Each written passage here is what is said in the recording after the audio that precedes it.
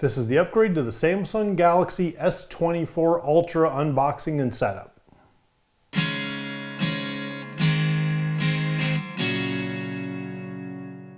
My old phone is a Galaxy S21 Ultra 5G, and I am upgrading to the Galaxy S24 Ultra.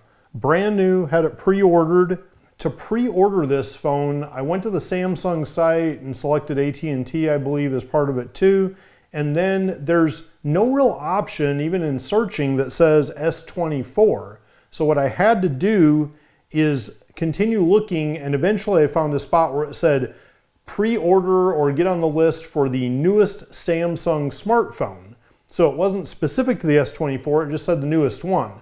I put in my information there, and then eventually I got a text saying, okay, now you can pre-order it. Went through pre-ordering stuff on the phone. I did have to go into the store to pre-order it because I have a business account and there's something wonky about it.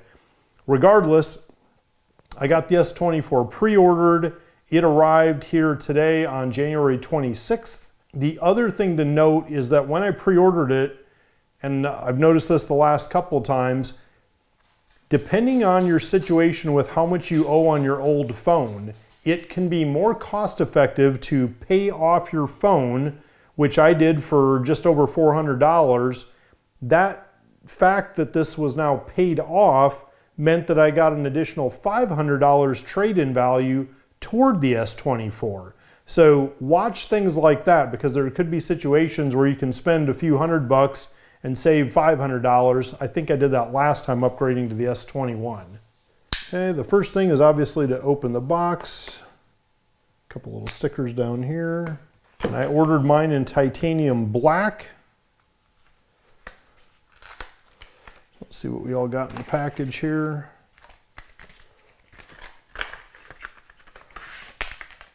There's that key that we need, the SIM card, cord, instructions. All right, now we take the phone out, and just at a quick glance, we can see that we still have 5 cameras and the light back here, so they are different. For sure, these protrude out, but there's still, it looks like, about the same amount of functionality, although without reading the specs, I don't know what the differences are offhand. Flip it around to the front. Take that off. And the first thing you're going to have to do before you do anything is to charge this. Now, the old S21 does have a Spigen case on it. So I'm going to take that off. And you can see the design looks a little bit different. This S21 had kind of, if you recall, when they started coming out with the Edge, where the glass kind of went over the very edge to get a bit of a wider screen, and it was just a different look. Styling wise, this thing has a little bit more differentiated edge, and you've got more of a frame around it. Now, I'm still going to want a case for it just for safety, but just a difference in styling. You can see this a little bit more squared edges versus the smooth curvature of the old S21. I'm curious if that one would actually work. Let's see size-wise. All right, so the old phone was 2.98 inches wide. This one is 3.15 inches wide. Sorry, 6.51 inches long. And the new one is 6.39 inches long. So it's just a little bit less long, but it's just a little bit wider, which means, of course, they're going to want to sell you a new case now, so I'm going to have to buy a new case. Typical. At least it still takes the same USB-C cord, which is nice. They didn't do some of the tricks phones did years ago where they'd change those every generation. All right, and it does have a 50% battery, so I'm going to go ahead and turn it on.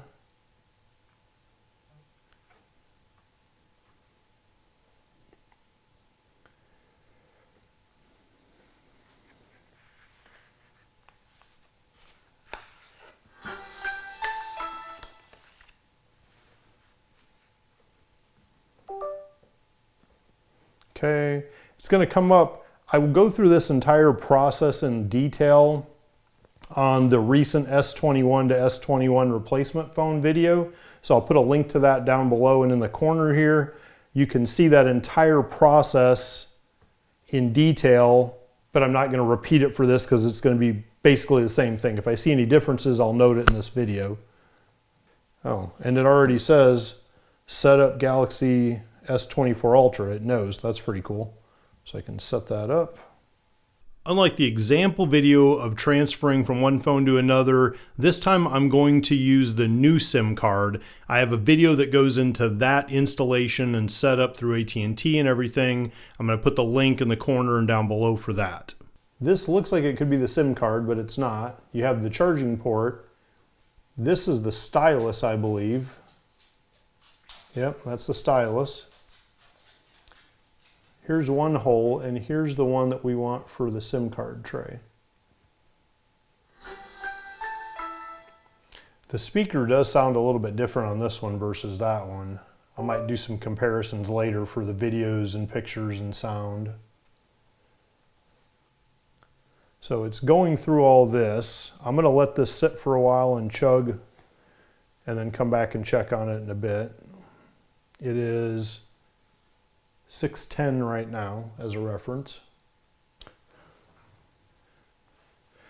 Okay, and just a few minutes later it already says it's done. So I'm going to click from there.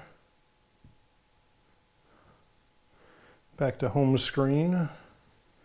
And this one. So now my watch is coming up. And again, I have a whole video that I'll put the link in, but basically connect it here. And I'll go through all that details in the other video. Like I said, I'll put the link in the corner and down below in the description.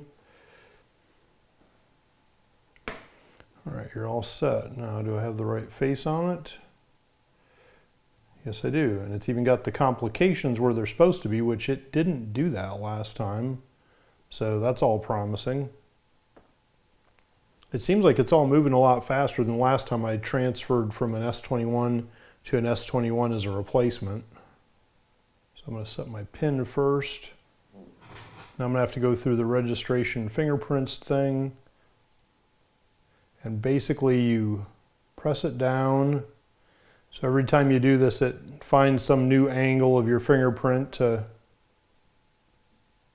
get it. There we go. Done. All right, so a PIN and a fingerprint is a good idea. That's all set now. So now if I kill it, and then try to turn it back on. It's got the little fingerprint job down here. It just beeped at me saying data transfer is complete. So there's all this. Shows more details if you want to see any of that. My phone is pretty clean. I've only got a few albums and I have very few pictures. Every year I take all the old pictures and videos and put them in just a 2023 folder on my big machine. If you have Samsung Pass and you've been good about programming those words in there, the passwords in there, you can use that. Otherwise, you have to get your cheat sheet out and put in all the passwords. But you want to just go through your apps, your Instagram, Facebook, email, all that stuff. Get everything set up so that you don't find yourself needing it. Just do this all at once and get it done with. Even though Samsung Pass makes it a lot easier to set up your phone with holding the passwords for a lot of your apps, you still get a lot of these verification texts that you have to deal with and whatever else, but it makes it a lot easier. The one thing that there's really not much of a shortcut to is resetting up your Bluetooth for all your devices. So for me, that means the set of earbuds for the gym, the old broken set of earbuds for the lawn work, and the vehicles.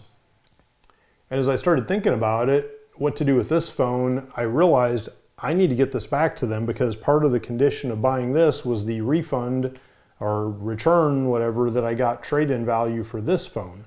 But they did not send any shipping labels or boxes or anything to do that with. So I guess I will just swing by the store in the morning after the gym and figure out if they can take it there or if they can tell me what to do with it. Since if I ever had a virtue, it wasn't patience. I went online and tried to see, and it does say that one of the questions was I need a shipping kit for my trade-in, And it does say that if you get a label with your new phone, that's meant to return the new phone if you want to do that.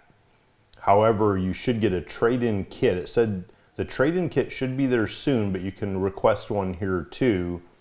So I went to that site, and it does have an option here for lost your shipping kit. It says to submit an email address, and it'll go through the trade confirmation in the emails. So that's in case you don't get a trade-in kit like me. This is what you can do, is go to that trade-in ATT.com, contact us, and check the option down here for lost your shipping kit. Since we discussed that the old case can't be used on the new phone, I went online and immediately ordered the new case and film protector and all that. So I think that'll be here in 3 days, so I'll have to just live in paranoia for a few days. And once you get all that done, you should be all set to enjoy your new Samsung Galaxy S24 Ultra. If you haven't done so already, please click on the link below to subscribe to the channel. Hit the little bell for notifications to let you know when new videos are posted. You can check out the YCC store, see if there's any merch you like. Let's use some casual sense and live for today.